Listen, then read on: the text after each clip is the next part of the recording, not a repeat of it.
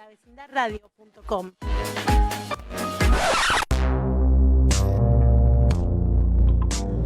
Es mi uva, la columna habitual de los compañeros y compañeras estudiantes migrantes de la Universidad de Buenos Aires.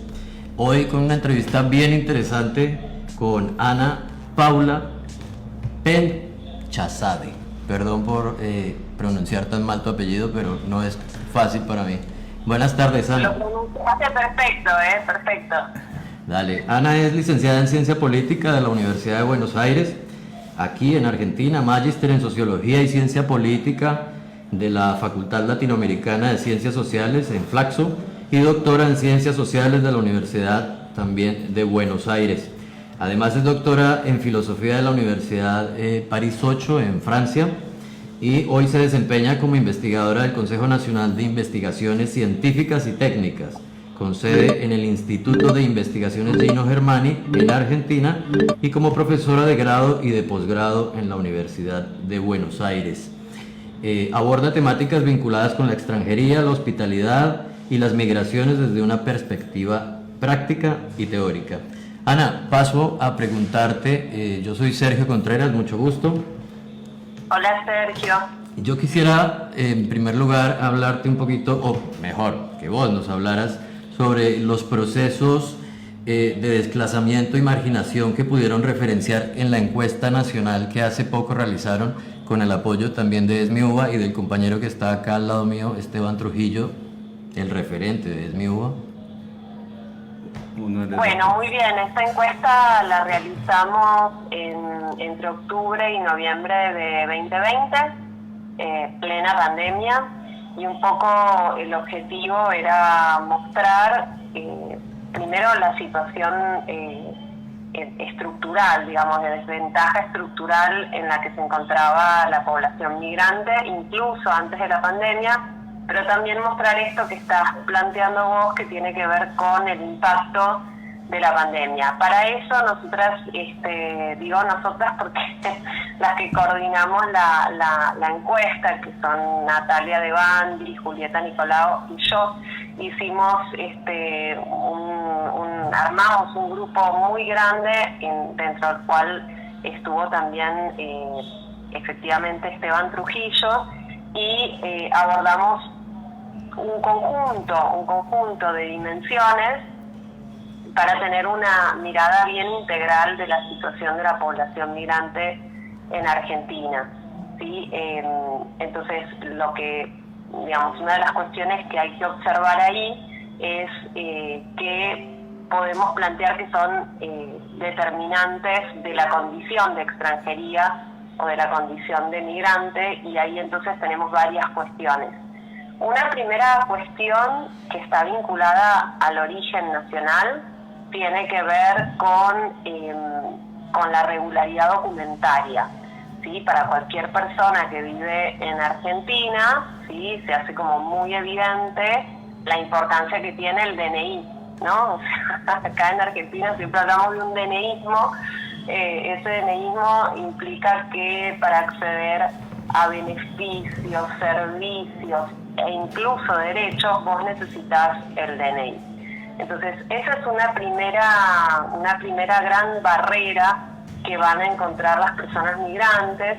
En especial vamos a encontrar como dos situaciones, una que es más de carácter estructural en relación al acceso a la documentación, que tiene que ver con si existen o no acuerdos de residencia, ya sean binacionales o los famosos acuerdos de residencia en Mercosur, y si las personas tienen facilidades de radicación, ¿no? Esto es muy importante porque, por ejemplo, todos los migrantes extra-Mercosur, que no están comprendidos, o la gran mayoría de los migrantes extra-Mercosur, senegaleses, haitianos, hay toda una serie de migraciones contemporáneas también en la Argentina. Marco estas dos porque además son migraciones racializadas que tienen alta visibilidad, no tienen facilidades de erradicación, y esto implica, ¿sí?, que tienen dificultades estructurales para alcanzar la regularidad y por lo tanto un DNI, ¿sí? Eso es una primera cuestión en relación a la regularidad documentaria. Y la otra cuestión es más de carácter coyuntural, y ahí entra otra variable que es muy importante a la hora de observar las dinámicas de integración de la población migrante, que tiene que ver con el tiempo de residencia. ¿Sí? El tiempo de residencia es un factor central, ¿sí? Que tiene que ver con esto que me estabas preguntando, con el desplazamiento, con la situación de desventaja estructural. Y vamos a ver que hay una suerte de ley de hierro en las migraciones, en los estudios migratorios, que muestra que a menor tiempo de residencia, mayores son las dificultades que enfrentan la población migrante en todos los órdenes, ¿sí? En todos los órdenes sociales. Entonces ahí hay una cuestión para observar que tiene que ver con que a menor tiempo de residencia, incluso si tenés ventajas, por ejemplo, sos Mercosur, estás comprendido dentro de las nacionalidades que incluyen los acuerdos Mercosur, vos podés tener problemas que tienen que ver con el tiempo de residencia. ¿Por qué? Porque para alcanzar la regularidad documentaria se requiere, digamos, tienen que pasar incluso años. ¿Sí? Primero te otorgan una residencia precaria, después te dan una residencia temporaria. Una vez que te dan la residencia temporaria en Argentina, recién ahí podés tramitar el DNI tarda otro poco, ¿sí? Entonces, digamos, en el mejor de los casos, una persona migrante puede estar entre 1 o 2 años, en el mejor de los casos, ¿sí? Si tiene facilidad de erradicación, puede estar 1 o 2 años sin DNI, ¿no? Entonces, este es un tema para observar, ¿no? Vos me estabas preguntando por el desplazamiento, y el desplazamiento es un fenómeno que a su vez tiene que ver con otras formas de subregistro. Por ejemplo, te voy a poner otro ejemplo más que es bastante interesante. Las personas que migran, por el solo hecho de migrar, van a sufrir procesos de desplazamiento. Por un lado, por esta situación documentaria de la que estamos hablando. Si vos no tenés si no estás regularizado, no puedes acceder al mercado formal de trabajo. Si no puedes acceder al mercado formal de trabajo, tampoco podés, digamos, tener, por ejemplo, una prepaga, tampoco podés acceder en general, digamos, a ciertas prestaciones. Eso hace que no puedas, por ejemplo, alquilar, ¿no? También muchas veces te piden no solo la documentación, sino que te piden un trabajo registrado para alquilarte. Sí, entonces hay muchos factores que hacen que las personas migrantes los primeros años se encuentren en una situación de desplazamiento. Respecto de, por ejemplo, que es otra dimensión interesante del subregistro, ¿sí? Vos vas a encontrar mucha gente que tiene altas calificaciones, pero en Argentina vos tenés que homologar y validar esas calificaciones que tenés. Y ahí vas a encontrar otro obstáculo enorme que tiene que ver con la validación, la convalidación de títulos, ¿no? Y eso explica por qué, ¿sí? Hay mucha gente que teniendo, digamos, alta calificación y formación, no puede en Argentina ejercer su profesión, ¿no? Por ejemplo. Tal cual. Y esto sucede sobre todo los primeros años. Y digo esto porque vamos a ver que las personas migrantes que más sufrieron durante la pandemia fueron aquellas que tenían poco tiempo de residencia, que estaban en una situación de desventaja en términos de regularización. Y además el poco tiempo de residencia también implica que vos tenés pocas redes sociales de contención.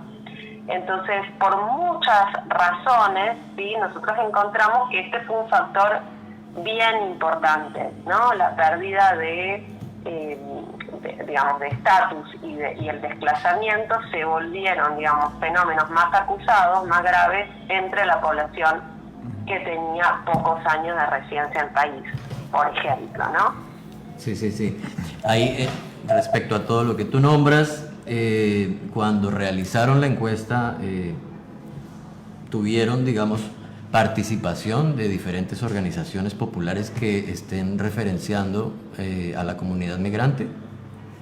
Sí, participaron más de 30 organizaciones en todo el país, porque la encuesta es una encuesta nacional, ¿sí? La encuesta nacional migrante de la Argentina.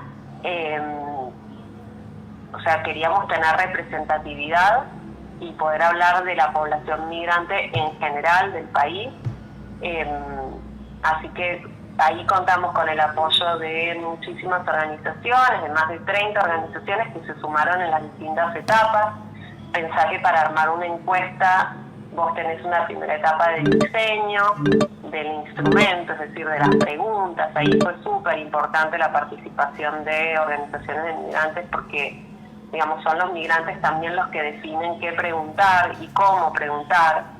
Y ahí también, digamos, otro elemento importante de la encuesta era que nos interesaba desde el comienzo que la encuesta tenga un enfoque de derechos humanos, es decir, que por un lado el contenido estuviese orientado a, digamos, conocer las brechas que existen entre los derechos reconocidos y el acceso efectivo a derechos, entonces enfoque de derechos, y al mismo tiempo queríamos que fuera un enfoque de derechos en términos prácticos. Esto quiere decir que los migrantes no fueran, digamos, un sujeto, digamos, pasivo de la política, un sujeto pasivo de esta interlocución, sino que fuera un sujeto activo, ¿no? Que estuviera desde el comienzo mismo del diseño de la encuesta. La encuesta tuvo etapas, entonces una primera fue diseñar. Hola, Ana. Creo que ahí pasa algo con la comunicación. Hemos tenido un inconveniente, cosas técnico que pueden pasar, pero estamos escuchando a Ana Paula sobre la encuesta nacional migrante. Nos estaba comentando cómo fue el desarrollo de esta encuesta, las organizaciones que participaron.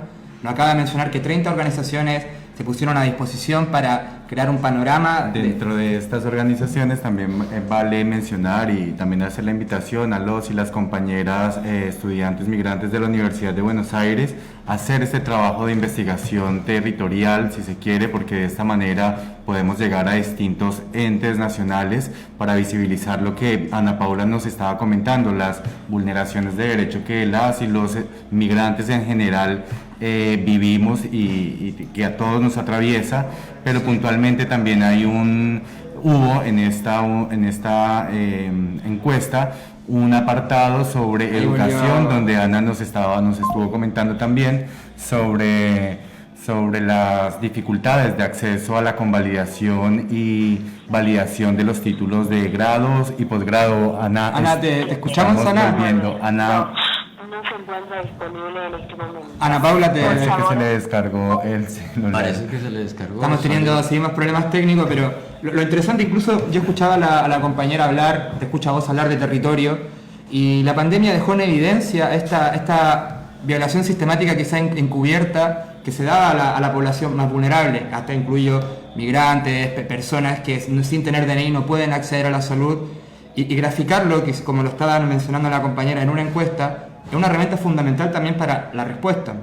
Nosotros también hemos observado que este tipo de exclusión que tiene la norma, la ley, explicado muy arriba, y a la vez dejar afuera, dicho en más criollo, es común y es cotidiano, sobre todo en la administración. Vaya usted a hacer un trámite a la administración pública y vea cómo le va, si le escuchan la tonada distinta o si su color de piel quizá no es el que está acorde al funcionario. Y este reflejo me parece que también la compañera quería transmitir, y lo remarco. Lo remarco porque a veces no es tan dicho que el discriminador primario es la misma administración. Quien debiera tener en principio la defensa a los derechos y no vulnerarla es la misma administración. Es la victimización y revictimización. A mí me parece terrible la incidencia que tiene en el trabajo, ¿no? La no formalidad de los trabajos a los que tiene que acceder, a los que tiene que llegar a acceder una persona por falta de este tipo de problemas documentarios, como anota Ana. Y eso conlleva la exclusión de todo tipo de derechos, ¿no? Ni siquiera te pagan el sueldo mínimo. De los aportes, de poder pagar un alquiler donde la no le saquen los ojos. No hay derechos sociales. O sea, cuando hablamos que se tolera que a un migrante le paguen 26.000 pesos... No. Volvió Ana. Estamos intentando retomar la conexión con Ana porque nos parece importante que ustedes escuchen lo que ella tiene que decir. Gracias, Ana. Acá tenemos... Gracias. Ana, ¿cómo te va? Estábamos acá hablando en la mesa, un poco sacando conclusiones. Mi nombre es Diego, soy integrante de MIUA, estudiante de la Universidad de Buenos Aires de Derecho, y también participo acá en la radio. Un gusto saludarte. comentábamos con los compañeros acá en la mesa, un poco bajar a tierra esto que estabas comentando vos, de esta exclusión que se vivía en los migrantes en el primer tiempo, que nosotros la vemos muy marcado quizás en la administración, porque vemos que si un migrante que quizás tiene una forma de expresarse, un hábito distinto, normalmente es excluido del ámbito administrativo o se le ponen trabas a su ingreso. ¿Qué sé yo? El mismo ingreso a la administración pública está excluido para los extranjeros a menos firma de ministro. O sea, vemos que todo ese tipo de formas y maneras son profundamente discriminatorias. A colación lo que decías vos de que hay personas que tienen habilidades notables que podrían ser integradas a la producción del país y no lo son por discriminación. No sé cómo ves vos esto de la discriminación, la administración pública, el migrante. Sí, bueno, después ahí tenemos varias cuestiones para decir. La verdad que la encuesta nacional migrante arrojó datos súper preocupantes en materia de discriminación y xenofobia. Cuestiones para trabajar en profundidad con el Estado argentino. Una cosa que llama la atención es que en principio el marco normativo vigente en Argentina es un marco inspirado en una perspectiva de derechos humanos. O sea que se supone que en el plano normativo estas cuestiones están zanjadas y no debería haber ni discriminación ni xenofobia, ¿no? El tema es que en las prácticas administrativas y burocráticas, e incluso podríamos decir, yendo más lejos, digamos, en las dinámicas sociales concretas, ¿sí? En las prácticas sociales, se siguen reproduciendo de manera, casi te diría, permanente, situaciones de discriminación y de xenofobia.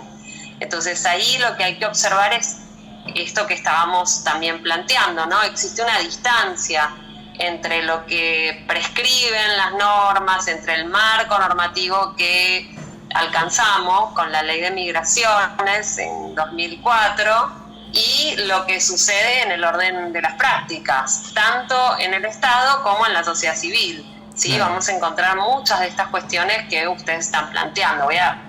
Me decían que trate como de cerrar y yo ahí se me ocurre algo para decir, ¿no? Fíjense que durante la pandemia se habló mucho de lo que los migrantes le sacan al Estado y se hablaba de la salud pública, el acceso a la salud pública. Dicho por los medios oficiales, transmitido por La Nación, Clarín y todo lo demás constantemente además. Claro, y haciendo una investigación yo hice hace un tiempo le hice un pedido de informes al Ministerio de Salud de la Nación, porque a mí me interesaba saber cuánto personal migrante, o sea, no nacional, estaba matriculado en el Ministerio de Salud, es decir, que ejercía distintas funciones dentro del sistema de salud, o sea, era parte del personal sanitario registrado por el Ministerio de Salud. Y ahí un elemento que me parece súper interesante, que más del 7% del personal de salud en Argentina, que fue, ya sabemos, todo lo que aportó durante la pandemia y cómo estuvo expuesto todo ese sector, digamos, al contagio y en muchos casos a la muerte, mientras que, para que lo tengan en cuenta, hay una sobrerepresentación del personal matriculado migrante respecto del peso de la población migrante en el país. O sea, el 7% del personal matriculado en Argentina es migrante. Entonces ahí hay un aporte gigante. ¿Por qué digo que está sobrerepresentado? Porque a nivel país la población migrante representa el 5%. ¿Se entiende? Entonces, normalmente se observa y se mira lo que el migrante o la migranta saca o el lugar que ocupa, pero no se observa el aporte también, ¿no? Y cómo contribuyen las personas migrantes a la comunidad de acogida, en este caso a la Argentina, ¿no? Además destruyendo toda una narrativa, ¿no? De xenofobia. O consolidando también. Hola Ana, soy Esteban, consolidando estos discursos de odio que justamente se enmarca esta charla, Ana, contigo. También agradecerte públicamente. Ana hace parte de la filosofía, si se quiere, es mi duda de todos los análisis y debates que hemos podido dar a lo largo de estos 6 años. Ana nos ha venido acompañando. Agradecerte, Ana, por haber aceptado nuestra invitación a SMIU al aire. Sabes que te queremos mucho en nombre de la organización, agradecerte todo el acompañamiento que como docente de nuestra casa mater has abierto muchas puertas a nuestra organización. Y bueno, te invitaremos luego, Ana, estamos ya cerrando SMIU al aire, muy agradecidos y agradecidas. Vamos a subir toda la información, si nos quieres compartir tus redes también, para que queden y los compañeros y las compañeras de PUAN, de Derecho, de Sociales, puedan ver en ti también una referenta como lo eres para nuestra organización. Muchas gracias, Ana, por todo el laburo. Gracias, Muchas Ana. gracias por la invitación, y sí, los chicos de SMIUA vienen haciendo un trabajo fantástico en los últimos años. La verdad es que hay que hacer un trabajo bien interesante adentro de la universidad. Hay muchas situaciones de discriminación adentro de la universidad también.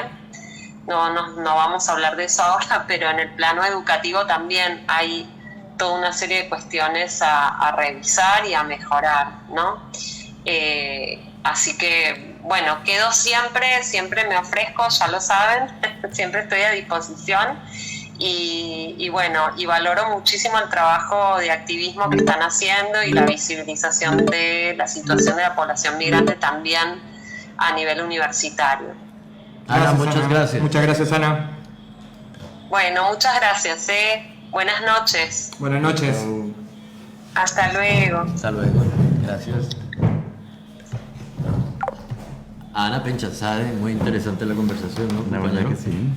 Para explicar un poquito la encuesta nacional migrante que ustedes, en compañía de ella y de otras organizaciones, realizaron, ¿no?, en el 2020. 30 organizaciones decía, ¿no? Y eso 30. fue lo lindo de esta encuesta, que no utilizó al sujeto migrante como solamente un objeto de estudio, sino que incorporó nuestra visión realmente. Las preguntas las elaboramos, fuimos y ayudamos a llevar ese instrumento de investigación al territorio, y eso le da un mayor grado de legitimidad, si se quiere. Claro. Bueno, nos vamos a distensionar un poquito con Rumberos de Vereda, de Cuban Project. Así salimos un poquito de todos estos temas pesados. Lo escuchaste, lo viste en lavecindadradio.com.